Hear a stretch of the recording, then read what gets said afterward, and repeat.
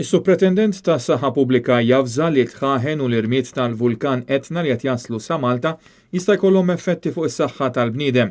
Fl-istqarrija ntqal li dawn l-effetti jistgħu jvarjaw minħabba affarijiet bħal l-intensità tal-iżbroff, il-veloċità u d-direzzjoni tar-riħ. L-effetti tal-irmiet jistgħu jkunu effetti fuq in-nifs, l-għajnejn u irritazzjoni fuq il-ġilda. L-istqarrija tkompli li ċertu rmiet tantu fin li jista' jidħol fl-imnifsej u jista' jikkawża sola, irritazzjoni u diffikultà fin-nifs anki lil persuni li huma f'saħħithom. Minnaħa l-oħra persuni li jbatu minn kundizzjonijiet bħal l-ażma u kundizzjonijiet oħrajn bħal bronkite huma l-aktar f'riskju.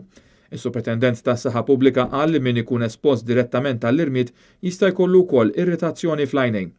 Is-Supretendent jabża sabiex wieħed isegwi b'attenzjoni tbassir tat-temp u minnu l-aktar f'riskju jieħu ċertu prekawzjonijiet fosthom li kemm jista' jkun ma joħroġ u jżomm il-bibien u twieqi magħluqin. F'każ li jiżviluppaw xi sintomi, il-pubbliku hu mħeġġeġ li jfittex parir mingħand it-tabib ta' fiduċja.